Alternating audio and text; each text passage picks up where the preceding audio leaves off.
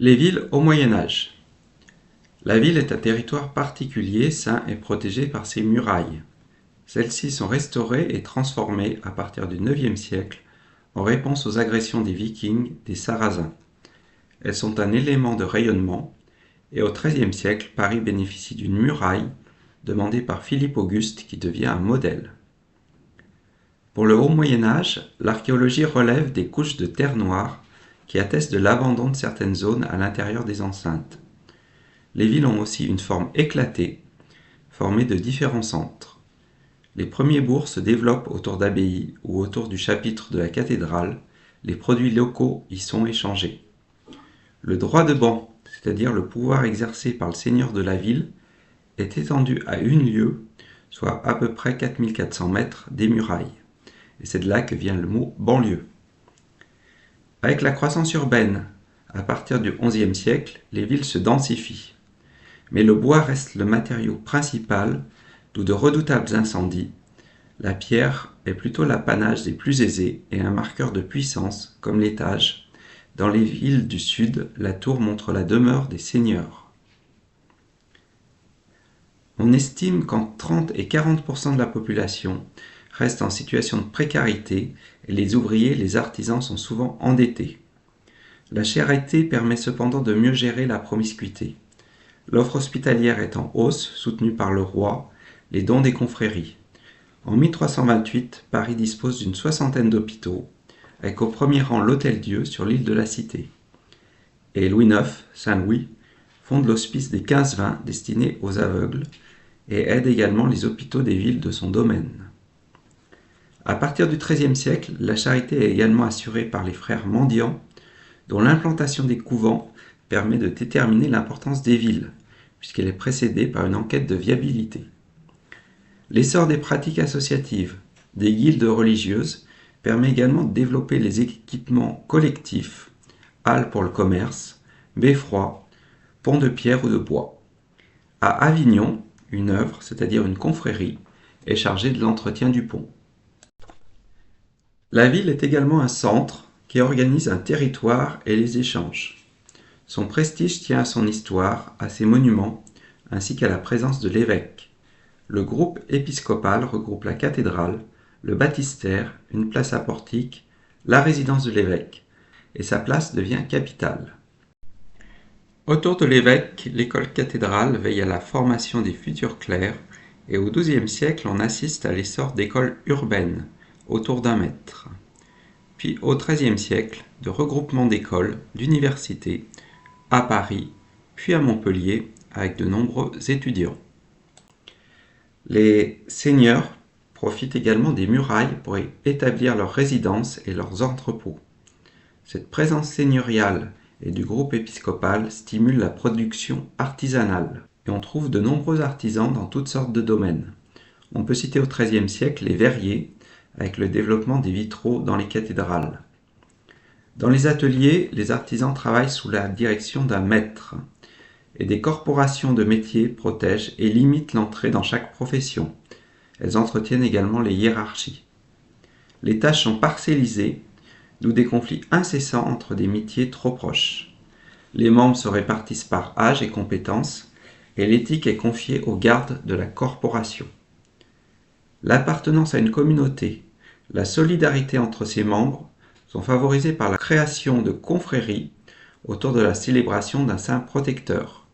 À Chartres, les vitraux financés par les corporations représentent leur saint protecteur et les artisans au travail dans la partie basse. En 1050-1070, le métier à tisser horizontal apparaît en Flandre et au XIIe siècle, sa productivité est encore accrue par l'introduction de pédales et le tissage devient une activité professionnelle. Les draps flamands s'échangent à longue distance et stimulent l'économie. Le commerce est également stimulé par la demande seigneuriale en produits précieux. Les foires des villes flamandes sont concurrencées au XIe siècle par l'essor des foires de Champagne, soutenues par les comtes de Blois, et à Troyes et dans 3 nouvelles villes fortifiées, Bar-sur-Aube, Provins et Lagny. Des marchands de Flandre et d'Italie s'y rencontrent.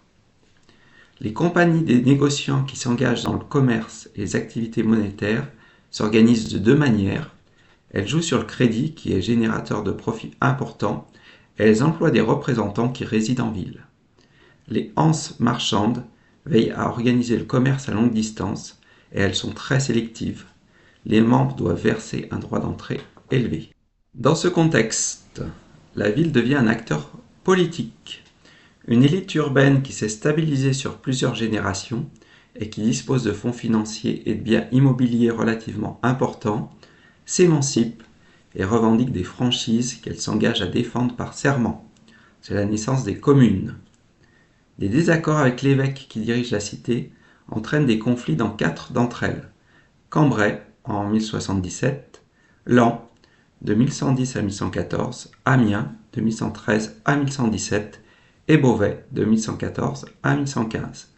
Mais en général, les négociations permettent d'aboutir à des compromis. À l'intérieur de l'espace royal, le roi accorde souvent des franchises afin de trouver des alliés contre les seigneurs locaux. Louis VII reconnaît ainsi les statuts des bourgeois de Châteauneuf en 1180. L'élite qui gouverne la cité est appelée patriarcat. On parle aussi des échevins au nord, sous la direction d'un maire, des conseillers dans le midi, sous la direction d'un consul. Et les consulats qui se multiplient sont souvent dominés par des chevaliers. En Provence, la remise en cause de l'élite bourgeoise par la montée des corps de métier conduit à faire appel au podestat, un étranger rémunéré, afin de gouverner sans prendre parti dans les controverses entre les familles dirigeantes. Les villes apparaissent ainsi comme un nouvel acteur politique avec une nouvelle catégorie juridique pour une partie de ses habitants, le statut de citoyen.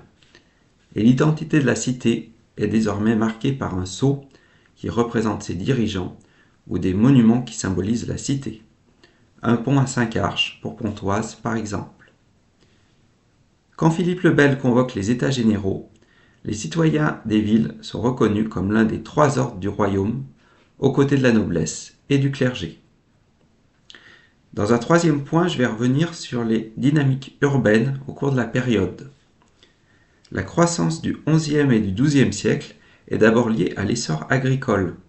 La ville est l'espace privilégié de l'accumulation et de la commercialisation des produits agricoles des campagnes proches avec ses entrepôts seigneuriaux. Elle est aussi le lieu privilégié des dépenses des seigneurs, de l'achat de produits rares et précieux. Au XIVe et XVe siècle, le recul de la population, des prix, la déprise agricole ainsi que la hausse de la taille, l'impôt royal, pèsent lourd et ruinent un système de crédit qui reposait sur l'immobilier. Les créditeurs qui payent des rentes constituées sur les immeubles deviennent insolvables. Et la guerre et les épidémies, la peste en particulier, qui est favorisée par l'entassement urbain, conduisent des habitants à quitter les cités. À Paris en particulier, dont les rois capétiens ont fait leur capitale, le centre de leur cour et de leur administration, l'économie s'effondre à partir de la folie du roi Charles VI, quand l'administration se divise en plusieurs capitales et que les campagnes sont ravagées par les armées armagnaques et bourguignonnes, jusqu'au retour de Charles VII et d'une conjoncture plus favorable.